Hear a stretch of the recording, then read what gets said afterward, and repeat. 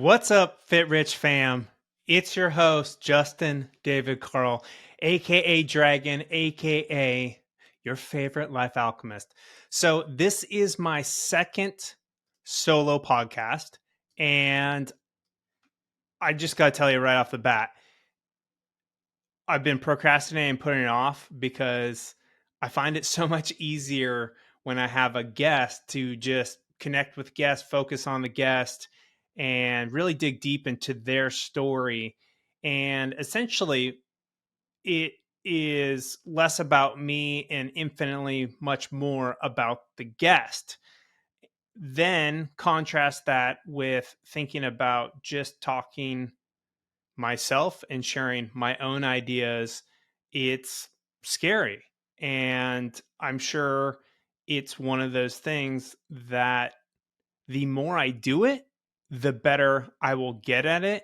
But this being literally solo episode number 2, like I'm already nervous. So if things seem a little choppy or raw, that's because I am nervous. I haven't built up the strength to do a lot of solo podcasting yet. I haven't put in the reps, the sessions, but the only way to grow super confident in solo podcasting is through experience.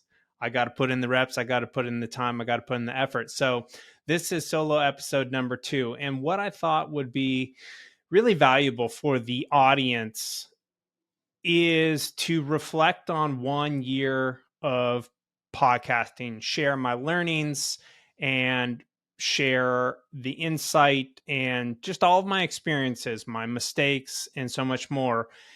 And one of the big reasons I thought this would be really good, both for the audience and for myself to do, is in my coaching program, Fit Rich Life Coaching, I'm actually coaching 2 of my members, 2 of my clients into launching their own podcast. So I thought this solo recording would force me to put together really all of my learnings and all of my recommendations to anyone who's looking to start and grow a podcast. So there are some interesting stats around podcasting. There's like, I won't even get into the exact details, but there's like tens of thousands, if not millions of podcasts.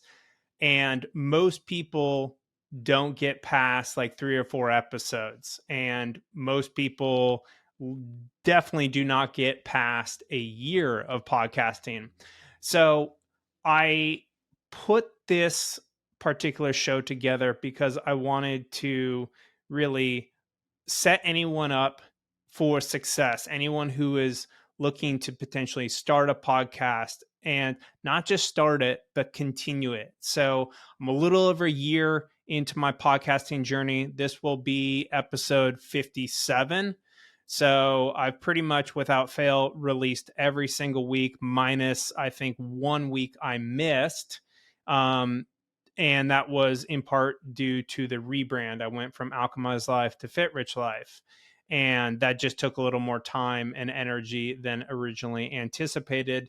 So those who stayed with me in that interim period, that 1 week that you didn't have a podcast from yours truly, I appreciate it. And I really just want to thank everybody who's been on the journey with me this entire last year. All your comments, your shares, your feedback, all the love, all the support. It is like seriously so deeply appreciated. This is a long time dream of mine. I literally dreamed about podcasting for about 10 years. And some of you probably know, I may have mentioned this on the show before, but basically, ever since Tim Ferriss started a podcast, I was like, I want to do that. And I dreamed about it for 10 years. So before I dive more deep into my reflections, my learnings, my mistakes, as well as my recommendations, I also wanted to just put a little, not an Easter egg, but just a a mention that at the end of the show, I'm also going to share tips, tools and strategies to alchemize your fitness, money, and life to the next level. So if you don't care about starting a podcast and growing a podcast and building a podcast well past a year, then you can skip to the end and there's some awesome tips, tools, and strategies to take your fitness, money, and life to the next level. So I wanted to make this solo episode massively valuable for all listeners. So stay tuned for that at the end. And for those who are interested in starting a podcast, building one, growing one, and everything, that's what I'm going to talk about here. So, three major takeaways for this particular solo episode. One, how to start a podcast. Two, the hardware and software that you're going to need to launch and build your podcast. And then three, how to grow a podcast. And then, as I mentioned, those tips, tools, and strategies to alchemize your fitness, money, and life to the next level. Before I jump into the reflections, I just want to say, like, if you've benefited from this show, Fit Rich Life, please do me a massive favor and leave me a review on Spotify or Apple, because this really empowers the show to grow, to reach more people. Podcast rate rankings and how it's like pushed out throughout the multiverse of the internet and social media is highly interlinked to the number of ratings and reviews. So if you could literally take 3 minutes and leave me a 5-star review on Spotify and Apple, that would be incredible. And then, of course, if you're not already following the show, follow the show, subscribe to the show, and definitely subscribe to my YouTube channel, Fit Rich Life. The podcast has gone to full video production for the last several episodes, and that is really me taking to the podcast production to the next level. So, and I'll talk about kind of like starting small and then building up in terms of production and whatnot a little bit later. But yes, please subscribe to my YouTube channel. Share this with a friend. Like, the thing about growth and life is we're meant to do this work together. So if you found something valuable, chances are it's going to be super valuable to someone you know and love. And it would also help the show grow and spread and really deliver on my mission of empowering people to proactively design and truly live a life worth living. We're all in this together. And when we do the work together, we go so much faster, so much farther, and have so much more fun. So let me jump into reflections. The first part is you're going to suck in the beginning and you're going to make all sorts of mistakes. There's going to be equipment mistakes, recording mistakes, guest booking mistakes or mix-ups. And essentially, the sooner you start, the sooner you overcome these mistakes. So that's kind of reflection number one. And I would just encourage you, if you want to start a podcast, because you're going to have to go through this like period of really sucking. And, when I listen to myself in those initial podcast recordings, both the audio quality, the number of ands, so, etc., which I still do. But it's just like I've gotten so much better as a podcaster just by putting in all of those reps. So, having a weekly show where I'm really forced to record and review my recordings, that in itself, that process of recording and creating and then reviewing and improving is invaluable to my own learning, growth, and development. And on top of that, like another huge reflection is that I absolutely love podcasting. not only is it one of my favorite mediums to consume. Like I listen to a massive amount of podcasts, all types of shows. And in one of the previous episodes with Cody Berman and James Lowry, I actually talk about a lot of the shows that I really currently love and enjoy. But there's a ton. I'm always kind of finding new shows that are really empowering to me. So essentially, I would podcast for free. I would even pay to podcast because I enjoy it so much. And it empowers me to have conversations with people who inspire me, people who I want to learn from. And then I get to turn around and share that with you, the audience, and being of service at that level. So it's so interesting that there's this kind of really beautiful process of selfish self interest where I'm like going out and talking to people that I want to talk to. I want to know their entrepreneurial journey or their fitness journey or how they got where they are, and so that I can take that insight, mine that gold, and implement it in my own journey. But then I'm also able, through the podcast medium, to share that insight, that wisdom, those tools, tips, strategies, resources with the audience. It's this beautiful virtuous circle. So, um, as I mentioned, I would totally pay to podcast because that's how much I love it. And as I mentioned, I really do believe it massively improves my own learning, healing, growth, and transformation.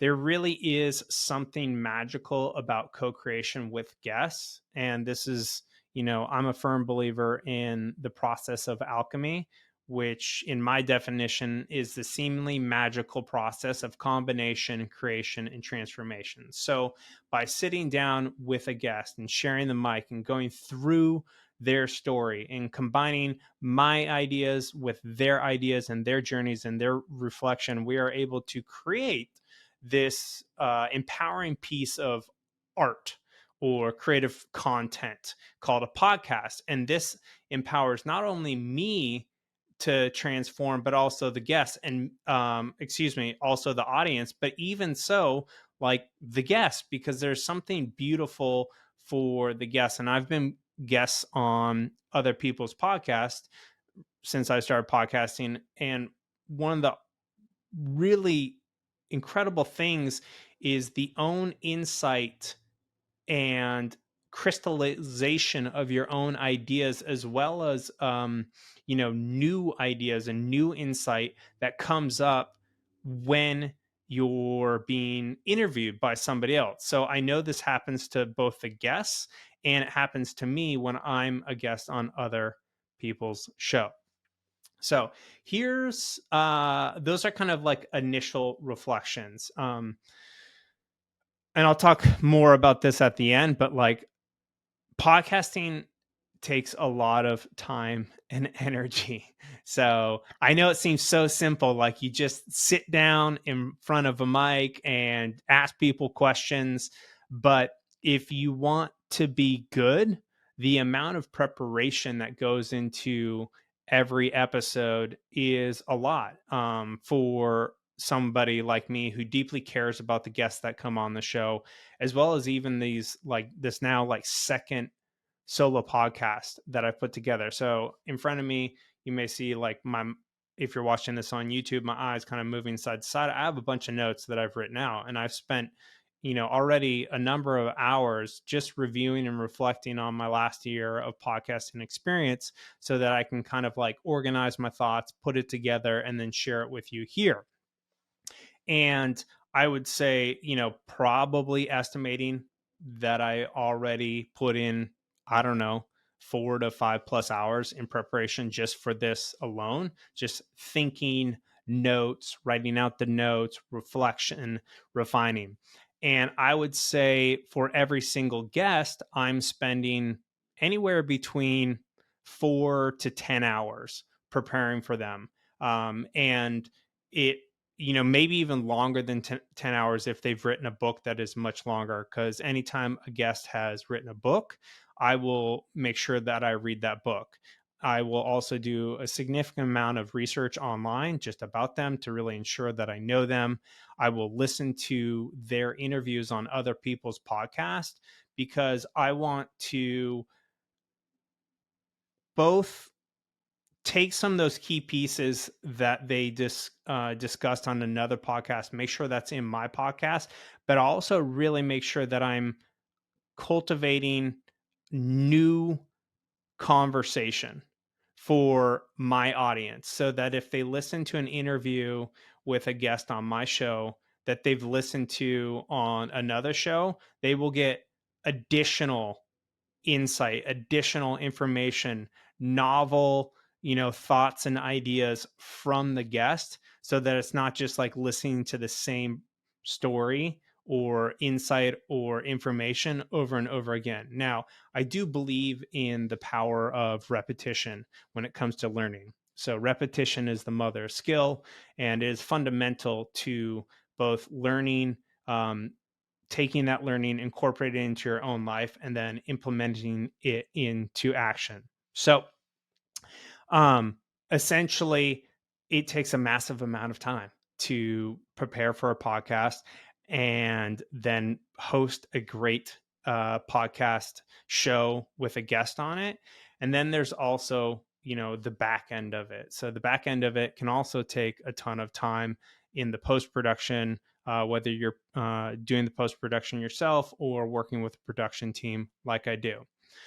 So, segueing into what I'd recommend to someone who starts a podcast. Number one is create the content you love. If you don't listen to podcasts, to me, that's like you probably shouldn't be a podcaster, right? If you just want to talk so people can listen to your voice, I think the audience is gonna sense that, right? They're gonna sense that you just want to like talk and, because everyone loves to talk about themselves and everyone wants to get famous. So for me, up until I created Fit Rich Life podcast, formerly Alchemize Life podcast, I spent, more than a decade like consuming the fuck out of a massive amount of podcasts. I pretty much listen to podcasts every single day. So if you want to start a podcast, you better be listening to a lot of podcasts. And then the nuance of that is to create the type of podcast that you love the most. So I absolutely love long form podcasting. I love shows that are 2-3+ hours long. And definitely, my favorite shows are at least an hour long, if not longer. So, as you will notice, most of my shows are well over an hour, some of them over 2 hours. And I create the content, the type of podcast that I really love. I also really love the entrepreneurial journey or the fitness journey or kind of like the life journey. So, there is a lot of digging into the origin stories of the guests and digging into that insight because people are inspired by personal story. Now, I have plenty of podcasts that are very like actionable and more so about a particular topic or domain and less about the story. But I think in order to illuminate a lot of the ideas, the tools, the strategies, it needs to have a layer, underlayer, a foundation of story or backstory so that you actually can understand how these tools and strategies and ideas are implemented in a person's life or how they were discovered or actioned.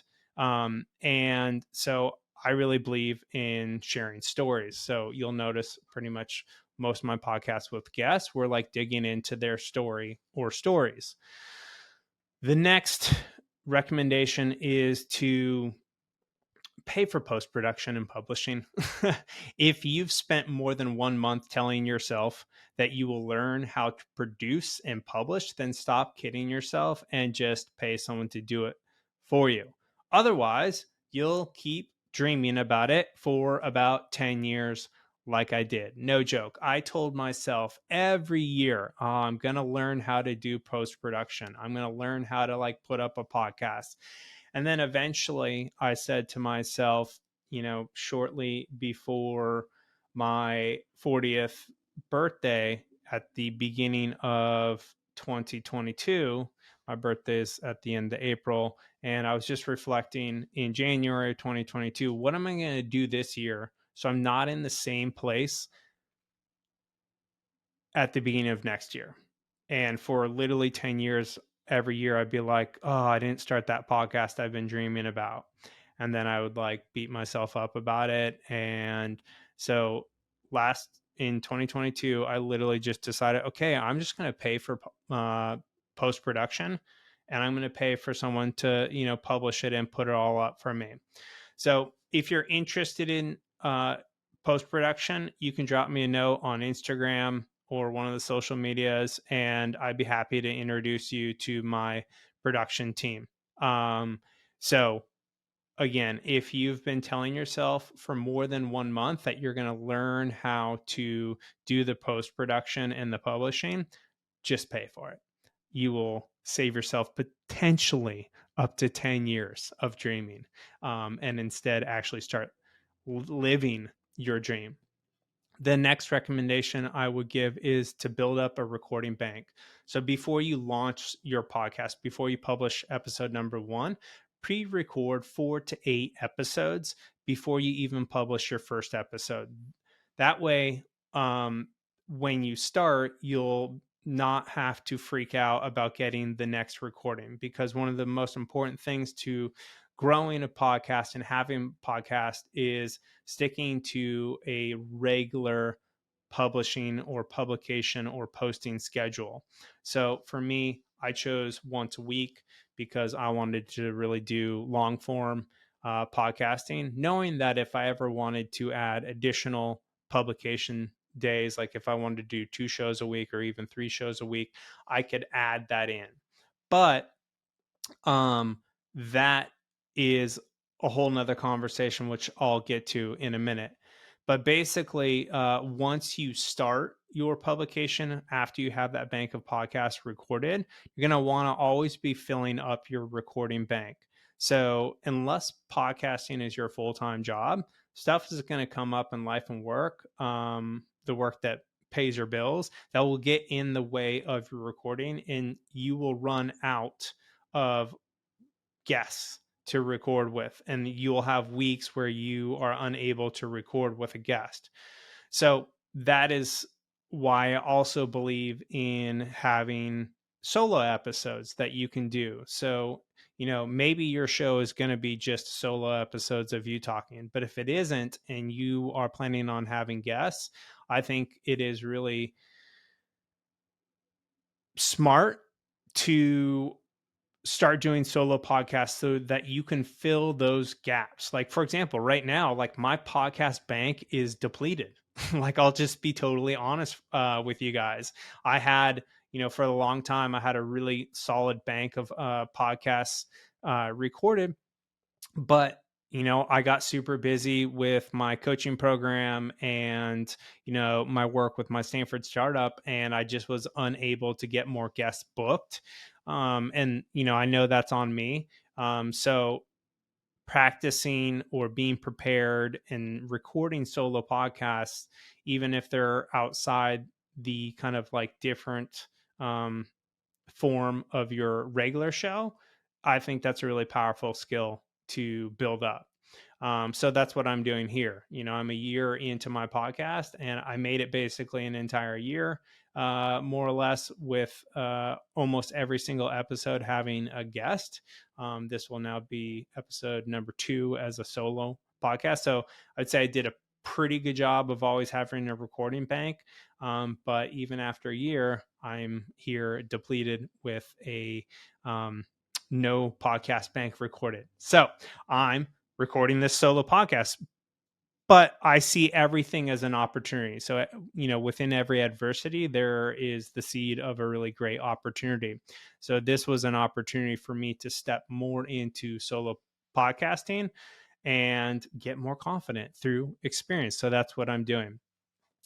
The next kind of recommendation is to start small and build up. Just like when you start, if you haven't been working out for a long time, you can't just like jump into a 6 day a week workout program that, where every workout is, you know, 90 minutes long and super intense.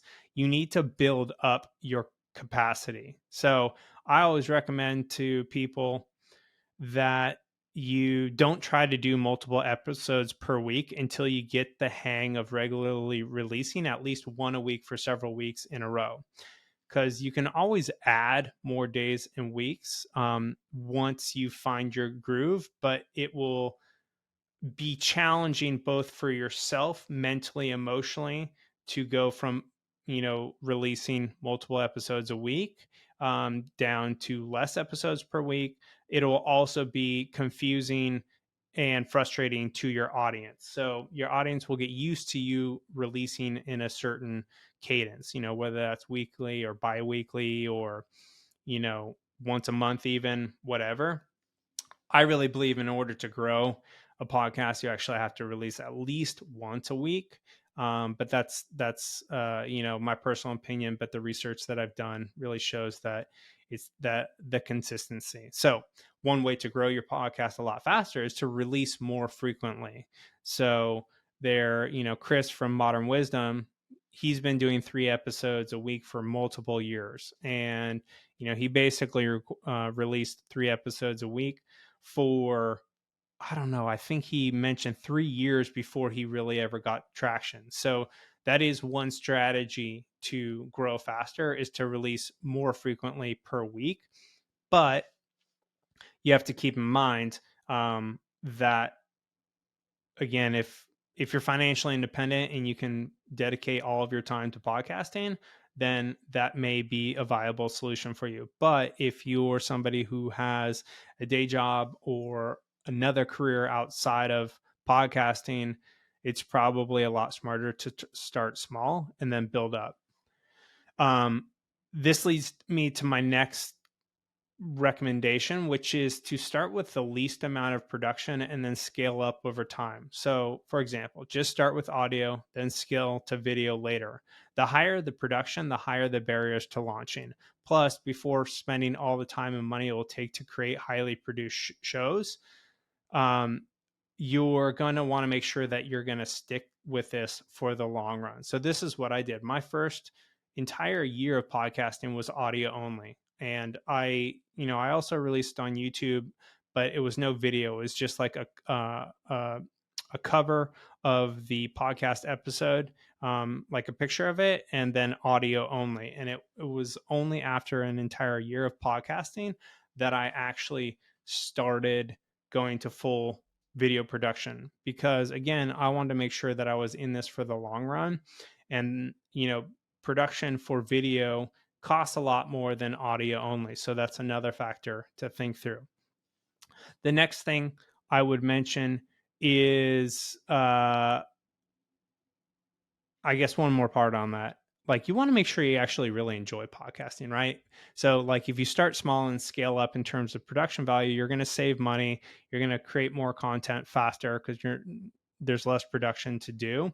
And then you'll be able to find out if you actually really love it, right? And then if you love it, you can increase the production value. You can invest in the quality of the product that you're creating once you realize, like, hey, you're in it for the long run. So one tip that I'll give you, this is kind of a sidebar, but it is important. I committed initially to doing at least like 10 podcasts before I gave up. Like, I wanted to make sure that I gave it enough effort that I could say, like, yes, I love this, or no, I don't like this. And it was totally obvious to me within the first, podcast or two that I totally loved it. But sometimes, things are really awesome. Like when you first start doing something, shiny object, it's exciting, it's novel, but then you realize you don't actually like the work of the endeavor. You don't actually enjoy the work of it. So fortunately for me, I absolutely love creating long form content. I love connecting with guests. I love even preparing for guests or even preparing for a solo episode like this. So for me, I'm in it for the long run. It's not about the money. So that is tied to another point that I'll get to right now, which is don't start a podcast to make money. There is a lot of money in podcasting, but not for beginners unless you already have a huge online following on another platform like Instagram or a blog or an email newsletter. And even then, like if you're starting it for the money, the audience is going to sense that, right? It's going to translate through in your presentation, in your energy, and it'll show through in your content. So don't start a podcast to make money because one, it's going to take a long time for it to make money. And two, you won't last in the long run if you're just doing it for the money. Like podcasting rewards the people that are following the fun. They're doing this because they absolutely love the topics that they're covering, the genres, the domains that they're covering, and they really love the actual work of podcasting. They love having deep conversations or, preparing really incredible, actionable content in audio form for guests. So don't follow the money, follow the fun. So tools that I use, this is really important because I think a lot of people get too focused on the tools and not focused enough on just getting started and creating the content. So don't worry about the tools, but I'm going to give you the tools that I use. So you have a starting podcasting equipment set up. So the mic that I'm using is a Shure MV7. So the cool thing about this mic is it connects directly to my MacBook Pro. So I use a MacBook Pro with a Shure MV7, and then I have a Sony Alpha 6400 with a cam link, which allows me to basically plug this camera into my computer. So I can even travel with this whole setup. It's really great. And then the software that I use is Riverside.fm. It's really great recording software. One of the best things about it is it records locally. So for example, it will record both the video and the audio on your guest's side. So through over the internet, like basically it'll make sure it records a perfect audio copy and a perfect video copy on that person's computer or on their side, so to speak. And then it from their computer uploads it to the internet, and then you also get a perfect copy of your side, and then a production team can put this together for you, or even Riverside has a bunch of software where it can put it together for you. So I'm a huge fan of Riverside. I've been using them the entire time I've been podcasting.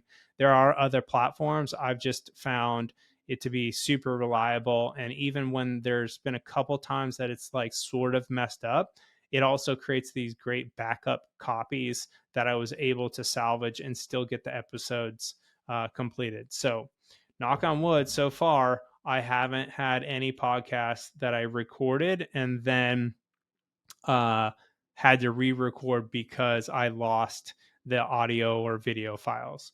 The headphones that I'm using, these are a new addition to the show because for me, I don't like the look of the like big overhead earphones. So you will get better audio quality most likely if you're hardwired in to your recording device, your computer. But for me, I want a certain look, especially now that I'm going into full YouTube production, full video production. Plus, like y'all know, I don't want to mess up the hair. So I really love the Samsung Galaxy Buds 2 Pro. And I learned about these from Justin Taylor, who was a guest on my podcast. He is one of the co-hosts of the Financial Independence Show, has a blog called Saving Sherpa, and he was wearing them during the recording. And I just loved how they were fairly like smooth into the ear, and it seemed like they had no weird delay or interference with the microphone that he was using. So I went ahead, got them, and they've been absolutely awesome. So that's what I use. I also have AirPods Pro, um, AirPods 2 Pro. But for some reason, there seems to be a delay with those between the audio of the guest and what I'm hearing.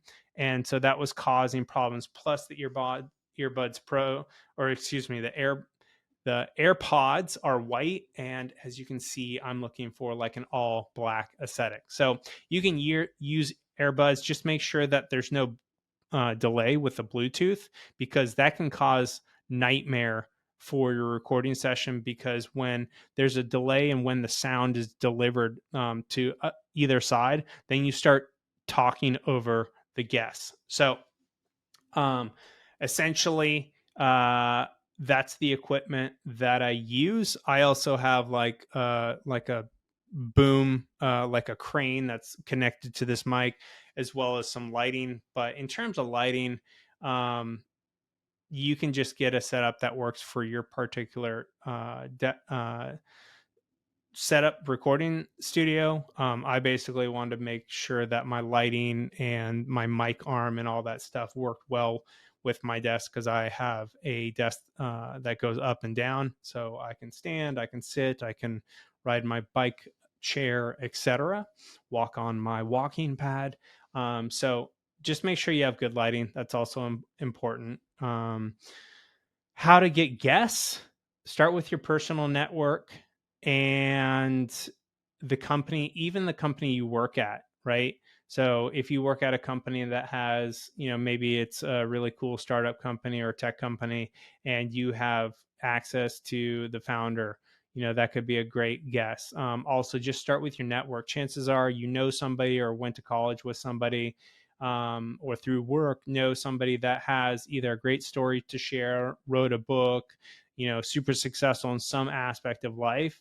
And so just start with your personal network. And then if you have a strong following on another platform like Instagram, you can use that to book guests. So that's actually one of my secret strategies to booking guests. Is I have a pretty strong following on Instagram. It's not huge, at the time of this recording, I think I have around 44,000 followers, but I have what in my opinion, plenty of great content up.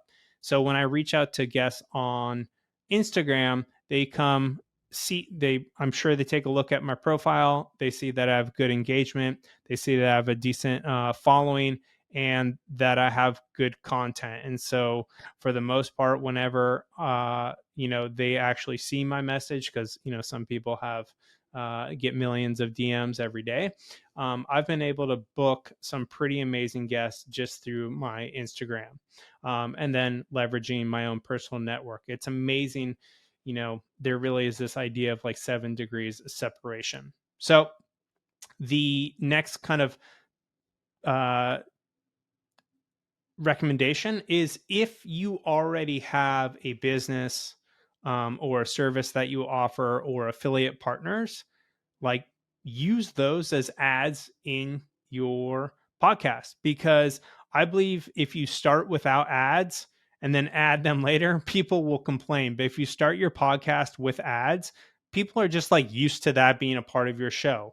And again, as long as your products, your affiliate partners are, truly value, vision, mission aligned, and products that you use, people aren't going to care. They're actually going to want to know what products and services you use. And then additionally, podcast is a great way to generate business for your business. So I always recommend to people to start with ads. Even if they just have like an affiliate commission that they get from a product that they use and love, they can use that as an ad. So some things that will help your podcast grow is getting guests that already have a big following online, because anytime they share their podcast interview on your show, their followers will come check out your podcast, most likely, because if they're consuming the guest content, they probably want to hear the latest interview or podcast appearance of this particular person. So that's been one of the great ways for me to grow my podcast, is just, having guests on the show that have big followings online, whether they, have a big Instagram account or a big following on Twitter or whatever social media that they have a big following on, or maybe they wrote like a New York Times bestseller, etc.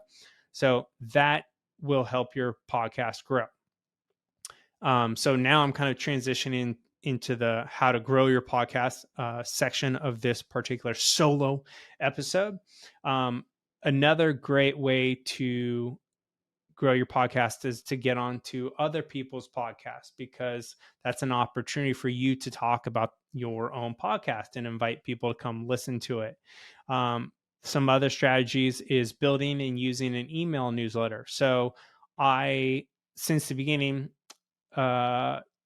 started or rebooted a newsletter that I had not been doing for a long time, but I still had, a few thousand email subscribers, and I just restarted my newsletter. And then in my newsletter, initially, I would just tell people about my my most recent podcast episode. So building a newsletter in tandem with your podcast will help you grow your podcast, because getting into people's inbox directly is probably the closest that you're going to get to them. So obviously you can share your podcast on all the social media, Instagram, Facebook, Twitter, Threads, and everything else. But getting into their inbox is going to be even more powerful, right? It's kind of like knocking on their front door and saying like, "Hey, you want to give my podcast a listen?" So, definitely create social media content that leads people to your podcast.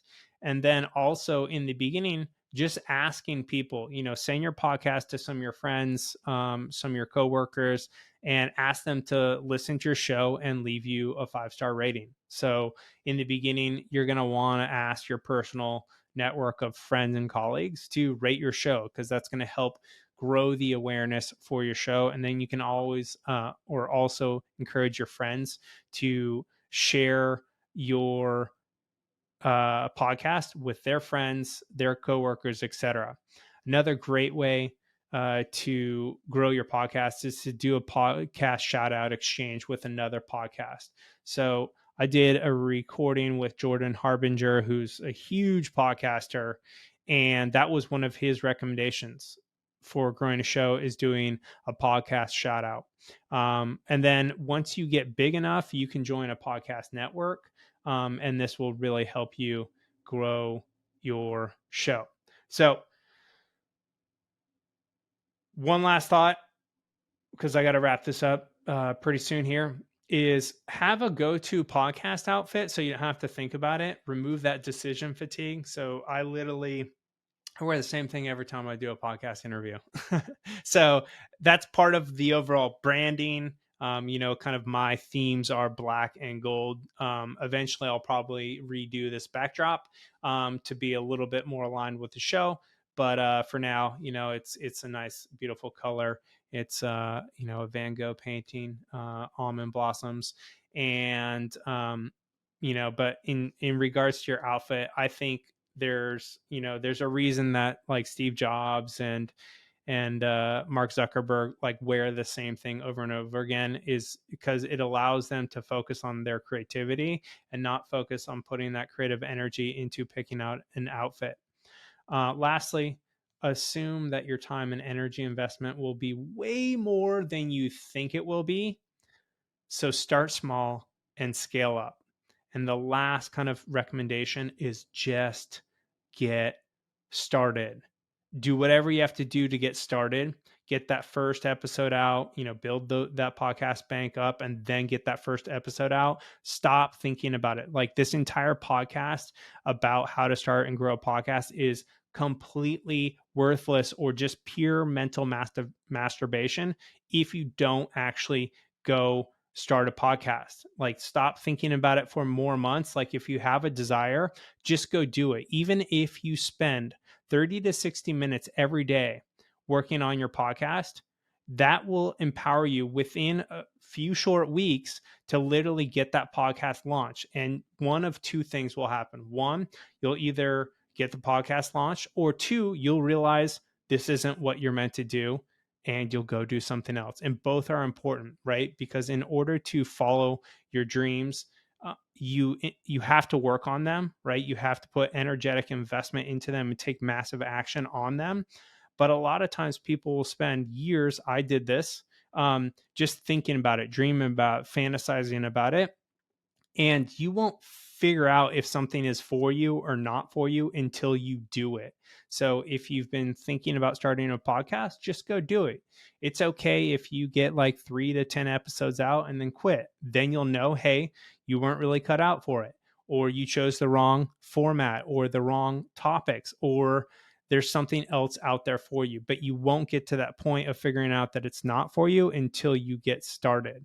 And figuring out what's not meant for you is just as important as going after the things that you think are meant for you. So that's essentially most of my thoughts. If I have additional thoughts, I will either do an additional recording or additional episode, but those are my reflections and thoughts and recommendations. So every week I share tips, tools, and strategies to alchemize your fitness, money, and life to the next level. This is the Fit Rich Life newsletter. And if you like that newsletter, you can just go to fitrichlife.com/newsletter and sign up. No spam ever, just empowering as fuck. So I wanted to share a couple or a few fitness, money, and life tips, tools, and strategies for you to give you a taste of this. So fitness. Change gym locations or get more than one gym membership. Sometimes all you need is a new environment to change up your energy and renew your motivation. I've been utilizing this strategy for years. Whenever I start feeling stagnant in my weekly workouts, I'll change up where I go to work out. If you've never done this before, you will be amazed how changing your environment can significantly revitalize your fitness. Money. Put your money in more than one place. Banks fail, brokerages fails, currencies fail, countries fail. Nothing lasts forever. It's critical to keep your money well diversified across the board so no one thing destroys all your health. I keep my money in well diversified broad-based index funds and ETFs with ones that have really low fees with different brokerage firms. I keep cash savings with different banks, and I even hold some crypto on different crypto exchanges to further diversify my money. And a life strategy or tool that you can put into place is to change your living and working space. So this could be redecorating your home or office or a single room to bring in new energy, or even moving to a whole new place, city or country. So the wife, the Phoenix, and I moved to Santa Cruz County from Menlo Park in September of 2022. And now that we're only 5 minutes from the beach, we've been to the beach more times in the last 9 months than we have in the last 9 years. So we literally go to the beach 1 to 3 times every week. So literally changing your location can completely transform your life. This is also how I booted my life when I was changing careers from working in Hollywood nightlife to then coming to Silicon Valley to work in more entrepreneurial endeavors. So these are some tips, tools, and strategies that I share in the Fit Rich Life newsletter. If you're interested in getting those directly into your inbox, they come every Sunday. So that way you have three ideas, tips, tools, and strategies to take your fitness, money, and life to the next level in the coming week. Sign up for my newsletter. Again, no spam. It's free. You can unsubscribe. It's easy to unsubscribe if you decide it's not for you. And you can sign up at fitrichlife.com/newsletter. So originally I was planning on sharing a few more tips, tools, and strategies but I actually have to run to a virtual meeting, not run. I have to change digital environments and go to another environment right now. So I'm going to wrap this up, and in the future I will do more solo episodes. So if you enjoyed this solo episode, please let me know. Shoot me a comment on one of the socials, drop me a DM, drop me a note. Just let me know if you like this solo episode. Definitely sign up for my newsletter. And lastly, if you've been enjoying the show, or even if it's your first time and you feel like you got massive value out of this, please leave me a 5-star review on Spotify and Apple, and subscribe to my YouTube. So, sending you all massive amounts of positive energy and dragon love. Have a absolutely fantastic week, and don't forget to go take some action. Nothing happens unless you take action.